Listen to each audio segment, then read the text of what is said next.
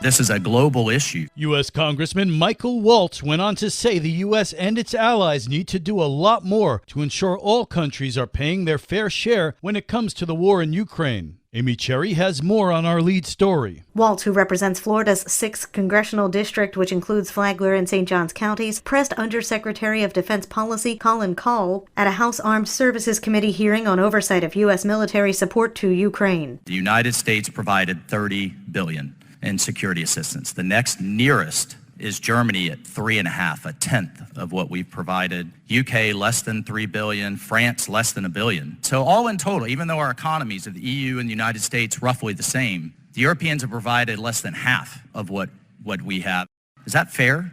Is that effective burden sharing? Kahl answered. If you actually take the top 20 contributors of security assistance to Ukraine as a percentage of GDP, the United States ranks 10th. And there are a number of European countries that are above the bar. You mentioned Estonia. Latvia is also up there, but countries like Poland, Finland, Norway, Denmark, the Czech Republic, Sweden are all above us as a percentage of GDP. Dissatisfied with that answer, Waltz asked again. What have we done to get Germany and France and Italy and these large economies clearly in the heart of NATO, in the heart of Europe, and directly, if we buy into the matter that this is in our interest because if Putin slices through Ukraine, he'll keep going. What have we done effectively to get them to step up to the plate, at least dollar for dollar, dollar for euro? Kahl responded. The Defense Department has certainly worked alongside the White House and the State Department on diplomacy in this regard from the very beginning. That's why the Secretary of Defense holds these monthly meetings. They started in Ramstein Air Base in Germany. The Germans, as of now, have provided $3.58 billion. The UK has provided $2.85 billion. In addition to reiterating he'd like to see more cost sharing of military aid for Ukraine, Waltz also questioned the timing of U.S. military assistance. With St. Augustine's local morning news, I'm Amy Cherry.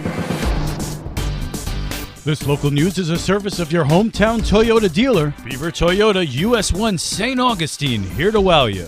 The public is invited to take part in a transportation summit tomorrow morning as the county seeks ways to improve mobility and fund road projects. In attendance will be representatives from the county, state, and federal governments. State Rep Cindy Stevenson will be there. I'm really looking forward to the Transportation Summit, catching up with what's on the minds of the people in St. Johns County. I know the city of St. Augustine has a real interest in a connection that will reduce some of the congestion they're experiencing and looking at different ways to get around and manage their parking in their own city. She says the rapid growth here is creating challenges. We're growing. It's hard to keep up with the infrastructure when people are moving in so fast. I think 3% growth a year or more is really rapid growth. When it happens so fast, it makes a much greater challenge. She tells us about what's being worked on. I know we have the First Coast Outer Beltway coming. We're working on funding to extend 2209 down to State Road 16 and improve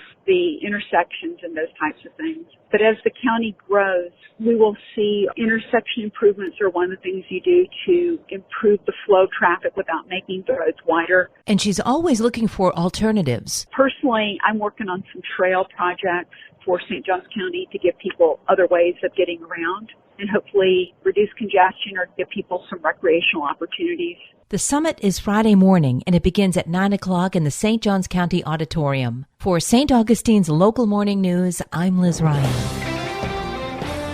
A St. Johns County nonprofit is conducting an event aimed at raising awareness about homelessness tomorrow. Sheriff Robert Hardwick says a group of business, community, and faith leaders will participate in the 3rd annual First Coast Sleep Out Challenge. What it does, it basically raises awareness to, simply put, trying to be homeless and see what it's like for one night. And we sleep out, we're around a campfire, a barrel fire, and women come back in to actually tell us the story of how they were homeless and where they're at now. It's just a phenomenal night that recognizes homelessness and also gives us a chance to walk in those shoes for 24 hours. It benefits Alpha Omega Miracle House to further their work. Alpha Omega Miracle House is a not-for-profit here in St. Johns County that helps women that are homeless, and also they have children as well, and it also helps women that are actually senior that are homeless. So this is something near and dear to Kendall and I. She's been a volunteer there at Alpha Omega for a few years. Hardwick says the challenge was a humbling experience experience. It was real. The next morning you wake up and we get to go back home and take showers and get into our warm bed and clean clothes. They didn't have to do that, but it really just hit home, and you feel bad for people. I know some people will say that homelessness is a choice, but I would say that the majority of homelessness is not a choice. So again, just gives us a chance to walk in those shoes just for that small amount of time and respect the process and respect what people are going through, those hard valleys and peaks in their lives. Visit AOMH.org